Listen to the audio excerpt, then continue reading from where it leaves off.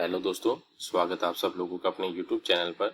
दोस्तों, आज हम डिस्कस करेंगे आप लोगों का जो हरियाणा सीईटी ग्रुप डी का एग्ज़ाम है वो कब तक पॉसिबल है होना, और ग्रुप डी का एग्ज़ाम क्यों ज़रूरी है थोड़ा लेट होना, और बाकी के अदर एग्ज़ाम है जो जैसे हरियाणा पुलिस के, डिप्टी रेंजर के, जेल वार्डन के, फॉरेस्टर के, वो आप लोगों के एग्ज़ाम कब तक पॉसिबल है होना।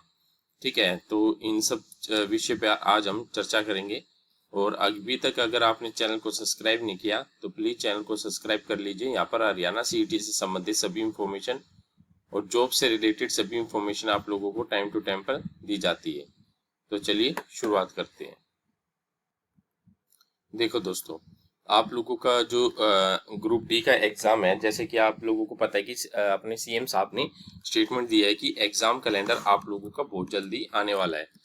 एग्जाम कैलेंडर ठीक है, लेकिन क्या इस कैलेंडर के अंदर आप लोगों का वो एग्जाम कैलेंडर कब तक आ सकता है? देखो, एचएसएससी इसके ऊपर तैयारी करने लग रही है। ठीक है, अभी चल रहा है अगस्त। अगस्त अगर अगर सितंबर, अक्टूबर, नवंबर और दिसंबर, इनमें आप लोगों के एग्जाम भी होते हैं, तो आप लोगों के एग्जाम होने की जो पॉसिबिलिटी है वो जाएगी। कौन कौन सी एग्जाम होने की वो जाएगी आपकी, जैसे असिस्टेंट सुपरिटेंडेंट की। ठीक है, असिस्टेंट सुपरिटेंडेंट की एक तो उसका पेपर होगा आप लोगों का, और एक जाएगा डिप्टी रेंजर का, और एक जेल वार्डन का। ठीक है, और आप लोगों का एक हरियाणा पुलिस का पेपर होगा, और एक आपका फॉरेस्ट गार्ड का पेपर होगा, और एक आपका होएगा फॉरेस्टर का। ठीक है, ये जो आप लोगों के पेपर है, ये पेपर होने की आप लोगों की पूरी से पूरी संभावना है इन सभी एग्जाम की डेट्स में। ठीक है, क्योंकि इन सभी पोस्टों के आप लोगों के फिजिकल हो चुके हैं। ठीक है, लेकिन इन सभी पोस्टों में आपका जैसे 10 गुना का प्रोविजन है कि 10 गुना रिटर्न एग्जाम में 10 गुना कैंडिडेट को बुलाया जाएगा। ठीक है, तो सरकार के पास है इन सभी एग्जाम्स का इसके आप लोगों का पीएमटी और पीएसटी होने के बाद है जो रिटर्न एग्जाम कंडक्ट करवाना थोड़ा आसान हो जाएगा, और 10 गुना कैंडिडेट को बुलाना सबसे मेन फोकस है जो हरियाणा पुलिस के ऊपर रहेगा, हरियाणा सरकार का पेपर करवाने के लिए। क्योंकि जो पुलिस की तरफ से जो सरकार के ऊपर भी प्रेशर बनाया जा रहा है कि स्टाफ की कमी को लेकर, और अपने डीजीपी साहब ने भी उनको ये कहा है कि भाई थोड़ा सा जल्दी कीजिए। तो इनका हरियाणा पुलिस का पेपर सबसे पहले होगा आप लोगों का। अब बात करें जो नॉन उसके पीएमटी पीएसटी के, लेकिन वो लोग उसके भी पेपर की पॉसिबिलिटी ज़्यादा बन रही है, जैसे एमपीएसडब्ल्यू की होगी, स्टाफ नर्स की होगी आप लोगों की। ठीक है, स्टेनो वाला एडवर्टीजमेंट हो गया। ठीक है, रेडियोग्राफर वाली होगी।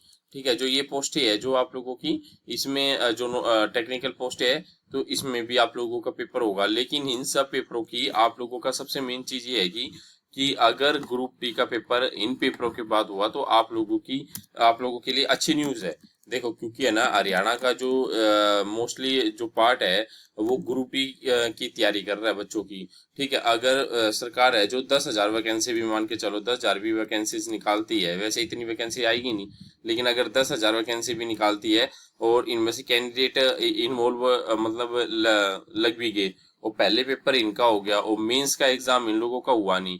ठीक है, तो जो फिर ये ग्रुप डी वाले जो कैंडिडेट होंगे वो सारे के सारे अपने इस इन पेपरों में भी बैठेंगे लगभग मोस्टली, जो तैयारी कर रहे हैं बच्चे पढ़ने वाले, और फिर वो छोड़ के इन पोस्टों में जाएंगे तो वो ये पोस्टें खाली हो जाएगी। ठीक है, तो सरकार क्या है कि भाई आने वाले उसमें टाइम में चुनाव में या उसमें अपने ये नहीं कहेगी कि भाई इतने इतने बच्चे छोड़ के चले गए, वो ये सब ये कहेगी कि हमने 10,000 की भर्ती कर ली है, और इन पोस्टों की भी गिनवाएगी। ठीक है, तो गवर्नमेंट को पहले इन पेपरों की तैयारी, इन पेपरों के पेपर करवा लेने चाहिए मेंस के। और आप लोगों में से जो भी वीडियो देख रहा है, अगर आप लोग पंचकुला जाते हैं हिम्मत सिंह जी के पास अपने, या तो एचएसएससी के कार्यालय में, तो आप लोग अपनी बातें जरूर रखा करो कि भाई ग्रुप डी का पेपर बाद में करवाया जाए। क्योंकि वैसे तो ग्रुप डी का पेपर जनवरी में पॉसिबिलिटी बन रही है, इस साल तो मुश्किल ही बन रही है पॉसिबिलिटी। और आप लोग जो पहले इन पेपर की करवाने की मांग करें, क्योंकि जो हिम्मत सिंह जी का कार्यकाल है, ठीक है, वो कार्यकाल आप लोगों को पता है कि फरवरी तक बढ़ गया आप लोगों का, ठीक, इनका कार्यकाल। ठीक है, तो हिम्मत सिंह जी का कार्यकाल है जो फरवरी तक इसलिए बढ़ाया गया है कि भाई आप लोगों का पेपर करवाने के लिए, ठीक है। जो गवर्नमेंट की मंशा ये है कि फरवरी तक आप लोगों की पेपर करवा ली जाए, क्योंकि एग्जाम कोई नया चेयरमैन आएगा, अपना आप उनका कार्य प्रणाली को समझेगा, उसमें 2-3 महीने का समय लग जाएगा उनको, ठीक है। और इन सब चीजों में टाइम वेस्ट होगा। तो अपने हिम्मत सिंह जी है जो के ऊपर प्रेशर भी है कि आप लोगों का, जैसे अभी वो एग्जाम कैलेंडर बनाने की सोच रहे कि भाई पूरे के पूरे, जैसे असिस्टेंट सुपरिटेंडेंट में कितने बच्चे आए, ठीक है, तो क्या वो पॉसिबल है एक दिन में पेपर करवाने का? डिप्टी रेंजर में कितने बच्चे आए, क्या वो शिफ्टों में पेपर की कैसे होगा? हरियाणा पुलिस में शिफ्टों में पेपर कैसे होगा, ठीक है। और अगर एग्जाम कैलेंडर बनेगा तो फिर जो स्कूलों से ही पूछा जाए कि भाई उस दिन के लिए एग्जाम हम करवाने जा रहे हैं, तो क्या उस दिन के लिए हमें स्कूल मिल जाएंगे? तो ये सब चीजें है जो पॉसिबिलिटी बन रही है आप लोगों के लिए कि भाई थोड़ा सा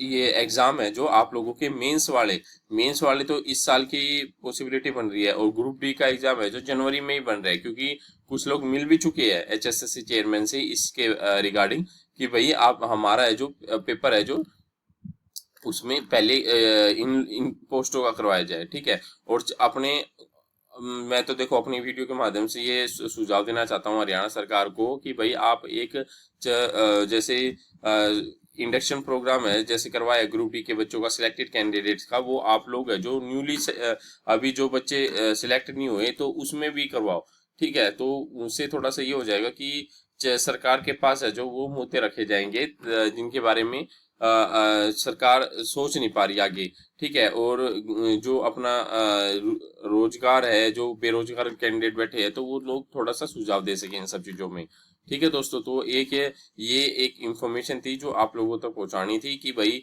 अगर आप लोगों में से देखो मेंस के एग्जाम है आप लोगों के इस साल की पॉसिबिलिटी है, और ग्रुप डी का एग्जाम की अगले साल के, लेकिन अगर ग्रुप डी का एग्जाम इस साल भी हो जाता है आप लोगों का तो ये आप लोगों के लिए माइनस पॉइंट है, ठीक है। और अगर आप लोगों में से कोई भी बच्चा अगर वहां पर जाता है चेयरमैन साहब से मिलने के लिए तो अपनी बात ये जरूर रखे।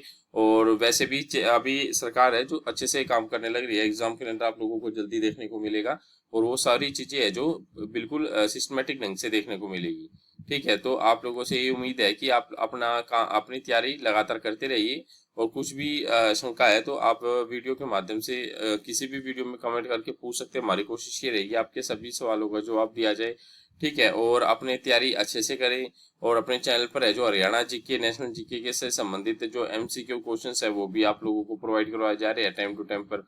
और जॉब्स के रिगार्डिंग जो हरियाणा में जो CET से संबंधित जॉब हो या विदाउट CET से संबंधित जॉब हो वो आप लोगों को प्रोवाइड करवाई जा रही है। तो वो भी ये सब चीजें जो यहाँ पर कोई नोट्स बेचने के लिए कोई वो नहीं है, ठीक है। तो ये सब चीजें आपकी फ्री ऑफ कॉस्ट है, तो आप अपने चैनल को जरूर सब्सक्राइब कीजिए ताकि आप लोगों को ऐसी इंफॉर्मेशन इन फ्यूचर भी मिलती रहे। धन्यवाद दोस्तों।